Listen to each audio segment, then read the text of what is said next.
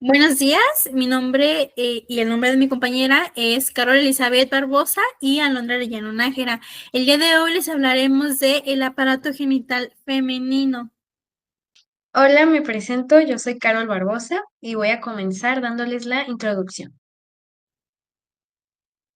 El sistema genital femenino se divide en órganos internos y externos, los cuales son los órganos internos son el útero, la vagina, ovarios y las trompas uterinas, y los órganos externos, o también conocido como vulva, representa al monte de Venus, los labios mayores, labios menores, clítoris, introito vaginal, la uretra y las glándulas anexas. Hablando un poco de la descripción de los órganos internos, nos encontramos con los siguientes órganos, incluyendo el cuello uterino. Las trompas de falopio. Su función principal es transportar los óvulos desde los ovarios hacia el útero. El útero, lugar donde se implanta y crece el óvulo fertilizado durante el embarazo. La vagina, canal muscular elástico que tiene la capacidad de estirarse para permitir el paso del bebé durante el parto. El cuello uterino, actúa como una barrera protectora y se dilata durante el parto para permitir el paso del bebé. Y el ovario, aquí se producen los óvulos, la célula reproductiva femenina. En cuestión con los ovarios, el ovario es una estructura par que funciona como glándula sexual femenina. El ovario tiene una forma ovoide y está ubicado en la cavidad peritoneal sobre la pared de la pelvis menor en la fosa ovárica. Presenta dos caras, una medial que mira hacia el interior del pelvis y una cara lateral que está apoyada sobre la pared lateral del pelvis. También tiene dos bordes, un libre posterior opuesto al ilio y un borde anterior mesovárico. Muestra dos extremidades, la superior o tubaриca y está relacionada con el infundíbulo tubaриco y otra inferior o uterina. Está ubicado en la dirección oblicua de lateral a medial, de arriba hacia abajo y de adelante hacia atrás, en la región posterolateral del útero. Miden de 2 a 5 centímetros y pesan 7 gramos. Están irrigados por la arteria ovárica y la rama ovárica de la arteria uterina que se conecta con la ilíaca interna y tiene una relación anatómica con las trompas uterinas, vasos sanguíneos, uréteres y el ovario derecho que se encuentra cerca del ciego y el izquierdo del recto. En cuestión con la estructura interna, está compuesto por una corteza y una médula. La médula está ubicada en la región central del ovario, compuesta del tejido conectivo laxo y vasos sanguíneos y fibras nerviosas. Y la corteza se encuentra en la porción periférica del ovario, en la zona donde los óvulos u ovocitos se maduran. Dentro de la corteza ovárica se pueden encontrar folículos que acompañan a cada ovocito y las células germinales nos ayudan a conformar parte de la estructura sólida del ovario en la parte externa, que sería todo esto de aquí. Y los ovarios están recubiertos por una capa de epitelio germinativo. Y también hablaremos de la ovogénesis, pero no nos extenderemos tanto, pues la ovogénesis es la gametogénesis femenina y consiste en la formación de óvulos en los ovarios a partir de las ovogonias. Hablando de sus funciones principales, estas son la esteroidogénesis, que es la producción de esteroides, pues secreta hormonas endocrinas que son responsables de las características femeninas. Además, secreta ovocitos primarios y secundarios. A este proceso se le conoce como gametogénesis, más específicamente ovogénesis para la mujer, lo cual es necesario para la fecundación. Los ovarios cuentan y secretan dos hormonas principales. La primera es el estrógeno. Este promueve el crecimiento y la maduración de los órganos sexuales internos y externos, además que desarrolla los caracteres sexuales femeninos en la pubertad. También actúa sobre las glándulas mamarias para promover el desarrollo de las mamas al estimular el crecimiento de los conductos y el estroma, así como la acumulación de tejido adiposo. Y la segunda hormona es la progesterona. Esta prepara los órganos sexuales internos, sobre todo el útero, para el embarazo al promover cambios secretorios en el endometrio. También preparan a las glándulas mamarias para la lactancia, al promover la proliferación de los lobulillos. Y como dato interesante, la mujer durante la vida fértil produce alrededor de 400 óvulos. Hablaremos de las trompas del falopio o también llamadas salpinge. En cuestión con su función, estos órganos tubulares transportan el óvulo del ovario al útero y proveen el ambiente necesario para la fecundación y desarrollo inicial del cigoto hasta su etapa de mórula, llevándolos a través de su región tubular de uno de los extremos que se abre la cavidad peritoneal y otro la cavidad uterina. En cuestión con su estructura, son órganos que se extienden de forma bilateral desde el útero hasta los ovarios y miden aproximadamente de 10 a 12 centímetros de longitud y pueden dividirse en 4 segmentos macroscópicos, que es el infundíbulo, la ampolla y el istmo, que mi compañera Carol les explicará más adelante.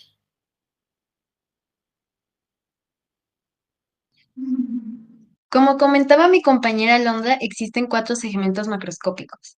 El infundíbulo es el segmento de la trompa en forma de embudo contiguo al ovario. Su extremo distal se abre a la cavidad peritoneal. Su extremo proximal continúa en la ampolla. Desde la boca del infundíbulo y hacia el ovario se extienden las fimbrias. Luego está la ampolla, es el segmento más largo de la trompa y constituye alrededor de 2/3 partes de su longitud total. Es el sitio donde ocurre la fecundación. También tenemos el istmo, es el segmento medio estrecho de la trompa uterina adyacente al útero. Y por último, la porción uterina o intramural, que mide alrededor de 1 milicentímetro de longitud. Se ubica dentro de la pared uterina y se abre hacia la cavidad del útero. Las capas de salpinge, que son distintas capas, que es la serosa o peritoneo, que es la capa más externa de la trompa uterina y está compuesta por mesotelio y una capa delgada de tejido conjuntivo. La capa muscular está organizada en su mayor parte en una capa circular interna relativamente gruesa y otra externa longitudinal más delgada. El límite entre dichas capas suele ser un poco nítido. Y la mucosa es el revestimiento interno de la trompa uterina que presenta pliegues longitudinales delgados que se proyectan hacia la luz de la trompa en toda su extensión. Los pliegues son más abundantes y complejos en la ampolla, pero se vuelven más pequeños al istmo. Y por un dato interesante es que la trompa carece de submucosa. Ahora hablaremos de la vascularización e inervación. Los vasos y nervios de la trompa uterina están contenidos dentro del mesoalfins. Arterias. La trompa uterina está irrigada por ramas tubáricas que llegan por la porción lateral de la trompa uterina y que provienen de la arteria ovárica y por la rama tubárica medial, rama de la arteria uterina. Venas. Las venas de la trompa uterina se disponen formando un plexo a nivel del mesofalinx, que drena en dirección medial a la vena uterina y en dirección lateral a la vena ovárica del lado correspondiente. Y en cuanto a la inervación, la trompa uterina recibe inervación simpática L1 y L2 a través del plexo uterovaginal, que proviene del plexo hipogástrico inferior, e inervación parasimpática S2 a S4, a través de los nervios esplácnicos de la pelvis. Ahora hablaremos del útero. El útero es un órgano hueco muscular que presenta una cavidad interna tapizada por mucosa que va a alojar al feto durante la gestación. El útero tiene forma de cono aplanado de adelante hacia atrás, con una base superior y un vértice inferior que apunta hacia la vagina. Presenta de arriba hacia abajo un fondo que es el cuerpo, el istmo y finalmente el cuello uterino, que mi compañera Carol les explicará más detalladamente. En la porción superior del cuerpo del útero se encuentran los cuernos uterinos, derecho e izquierdo, proyecciones puntiformes en dirección a la entrada de las trompas uterinas. Los bordes laterales derecho e izquierdo del útero son romos y son el sitio de fijación del ligamento ancho del útero. El cuerpo del útero presenta 2 caras, una anterior o vesical y otra posterior o intestinal. La cara vesical está orientada en dirección anteroinferior y se apoya sobre la vejiga uterina. La cara intestinal posterior-superior está relacionada con el intestino con interposición del peritoneo. En su interior está la cavidad uterina, que contiene la forma de un triángulo invertido y está cubierta por mucosa. También tenemos el istmo del útero. Este mide aproximadamente 1 centímetro de longitud y está ubicado entre el cuerpo y el cuello del útero. Durante el embarazo se dilata para formar lo que se denomina clínicamente el segmento uterino inferior. El orificio interno anatómico es el sitio de transición entre la luz aplanada de la cavidad uterina y la luz redondeada del cuello del útero. El orificio interno histológico es el límite inferior de la luz del istmo del útero. Desde aquí hacia el exterior, la mucosa no cambia durante el ciclo menstrual. Y finalmente, el cuello del útero. Este corresponde al tercio inferior redondeado del útero. Mide aproximadamente de 8 a 12 milímetros de largo y 2 a 2,5 centímetros de ancho, y presenta forma de cono. Tiene una porción supravaginal y una porción vaginal. La primera se halla por encima de la vagina, fija dentro del tejido conectivo subperitoneal. La porción vaginal del cuello del útero es la porción del cuello que se proyecta hacia la vagina y que está cubierta por epitelio vaginal. Presenta en su centro el orificio externo del útero, que es la apertura externa del conducto del cuello del útero. El orificio externo del útero, a su vez, tiene un labio anterior y un labio posterior. En el interior del conducto del cuello del útero se observan pliegues palmeados, pliegues de la mucosa y glándulas cervicales tubulares ramificadas dentro del epitelio simple de la mucosa. El cuello del útero está separado de las paredes de la vagina por el fondo de saco vaginal. En cuanto al fondo del útero, este corresponde al extremo superior redondeado que está por encima de las aperturas de las trompas uterinas. El fondo se continúa en dirección inferior con el cuerpo del útero. En cuestión con la pared uterina. La pared uterina se divide en tres, que es el endometrio, el miometrio y el perimetrio. El endometrio está de mucosa del útero, el miometrio de capa muscular gruesa y la capa serosa externa del perimetrio. Está cubierta del peritoneal visceral del útero. También, de una forma muy minimizada, los cambios cíclicos durante la fase menstrual, que es la fase proliferativa, la fase secretiva y la fase menstrual. La vagina es un canal fibromuscular impar y mediano de aproximadamente 8 a 10 centímetros de largo, que se extiende desde el útero hasta la vulva. Está aplanado en dirección frontal y tiene forma de H en los cortes axiales. Adopta un trayecto oblicuo hacia abajo y delante. La vagina es muy distensible, necesaria para la introducción del pene eréctil o para permitir el pasaje del feto. La pared de la vagina está formada por una capa muscular, una mucosa y la capa esponjosa. La capa muscular delgada está formada por células musculares lisas que conforman una red junto a fibras colágenas y elásticas. La mucosa está compuesta por un epitelio escamoso estratificado no queratinizado, rico en glucógeno y aglandular. En la mucosa se pueden ver las rugosidades vaginales, que son pliegues transversales, y dos pliegues longitudinales en la pared vaginal, que son las columnas vaginales que están apoyadas sobre los plexos venosos. Las columnas vaginales anterior y posterior son pliegues longitudinales que están en la pared anterior y posterior de la vagina. Respectivamente, también se encuentra la carina uretral de la vagina o tubérculo vaginal, que está formada por la impronta de la uretra femenina en la pared vaginal anterior y representa una prolongación de las columnas vaginales hacia afuera. Y por último, la capa esponjosa está formada por los plexos venosos que se encuentran en el tejido conectivo que está por fuera de la capa muscular.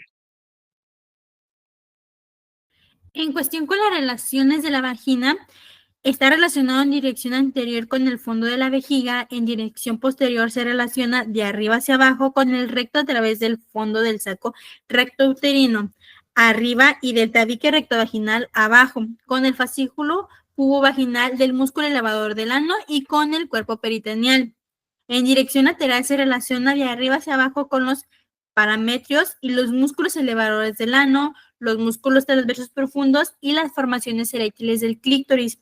La vagina se mantiene en su sitio gracias a las siguientes estructuras, que es el arco tendinoso de la fascia pelviana, el complejo de los ligamentos cardinales, el útero sacro, el músculo elevador del ano, el cuerpo perineal y la fascia superpubis-vesical. En los prolapsos vaginales, la vagina protruye a través de la válvula, a veces junto a otras estructuras como el recto, la vejiga y el útero también tiene una relación con la vagina. La vagina está ricamente vascularizada por las siguientes arterias. Ramas vaginales, provenientes de la arteria uterina, están comunicadas con las arterias vaginales y rectales inferiores. La arteria ácigos de la vagina, anastomosis longitudinal impar e inconstante sobre las caras anterior y posterior de la vagina. La arteria vaginal, originada directamente de la arteria ilíaca interna. Y las ramas vaginales de la arteria rectal media, que irrigan la porción inferior de la vagina. En cuanto a las venas, el drenaje venoso de la vagina termina en el plexo venoso vaginal, que está ubicado alrededor de la vagina y que presenta numerosas conexiones con los plexos venosos vecinos, drenando finalmente la sangre hacia las venas ilíacas internas. En cuanto a lo linfático, los nodos linfáticos paravaginales que se localizan a lo largo de la vagina drenan parte de la linfa de esta. Los nodos de la porción superior de la vagina drenan hacia los nodos ilíacos externos e internos. Los nodos de la porción media llevan la linfa hacia los vasos linfáticos que acompañan a la arteria vaginal y terminan en los nodos ilíacos internos. La linfa de la porción inferior de la vagina termina en los nodos linfáticos sacros e ilíacos comunes. El orificio vaginal o la región inguinal drenan hacia los nodos inguinales superficiales. Y por último, la inervación. La inervación de la vagina proviene de los nervios esplácnicos de la pelvis y de los nervios vaginales, que son ramos simpáticos del plexo uterovaginal originado del plexo hipogástrico inferior.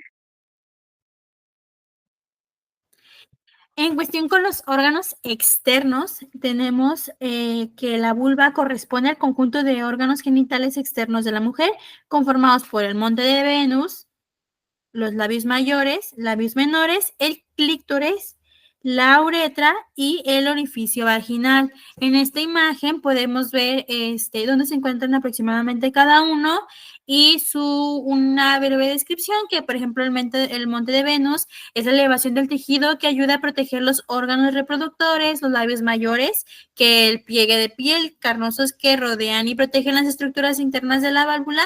También los labios menores, que son los pliegues más pequeños ubicados dentro de los labios menores, el clítoris, que es la estructura pequeña de la parte superior de la vulva, el conducto que transporta la orina, que es la uretra, y el orificio vaginal.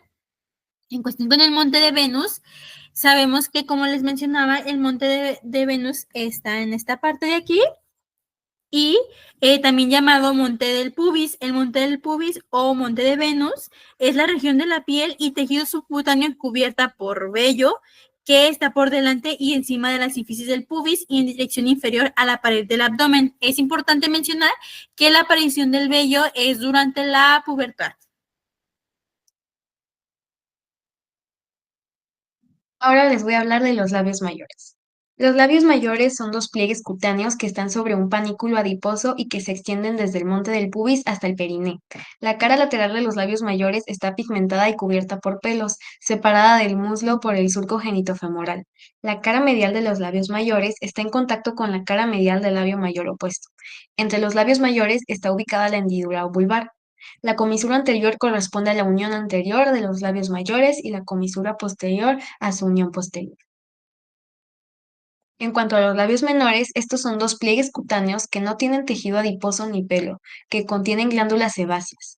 Los dos labios menores están en dirección medial a los labios mayores y delimitan el vestíbulo de la vagina. La unión de los dos labios menores por delante y encima del clítoris conforma el prepucio del clítoris. El frenillo del clítoris es un pequeño pliegue que presta inserción a los dos labios menores por debajo del glande del clítoris. Como les comentaba mi compañera, en relación con el clítoris y los labios menores, el clítoris, por hablando por sí solo, es el órgano eréctil de la mujer, equivalente al pene del hombre. Está ubicado en la vulva, en el extremo anterior de los labios menores. Está formado por la unión de los dos cuerpos cavernosos, homólogos de los cuerpos cavernosos del hombre, y las prolongaciones que se extienden a partir del clítoris son los pilares del clítoris. El cuerpo del clítoris está formado por la unión de los dos pilares del clítoris por debajo de la sínfisis púbica, y el glande del clítoris corresponde al extremo terminal del clítoris, y el cuerpo cavernoso del clítoris es la porción del cuerpo cavernoso que está dentro del cuerpo del clítoris. Los cuerpos cavernosos del clítoris están separados entre sí por un tabique incompleto del tejido conectivo. Y por último, el clítoris está envuelto por una vaina de tejido conectivo que es la fascia del clítoris. En el ligamento fundiforme del clítoris une el clítoris con la fascia abdominal.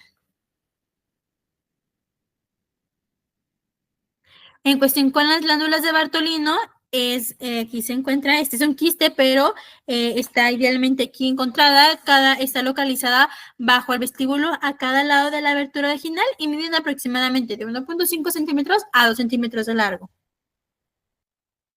En cuanto a la irrigación de la vulva, específicamente los labios mayores, se da por las arterias pudendas externas, que son ramas del femoral común, los labios menores por la arteria perineal superficial, dada rama de la pudenda interna, el clítoris de la arteria cavernosa y dorsal del clítoris, ramas de la pudenda interna, y los bulbos de la vagina por la arteria bulbosa o bulborretral o perineal profunda, también ramas de la pudenda interna, las glándulas de Bartolino por la arteria bulbosa, bulboretral o perineal profunda, también ramas de la pudenda interna y la uretra se da por ramas de las arterias pudenda interna, vesical inferior y vaginales.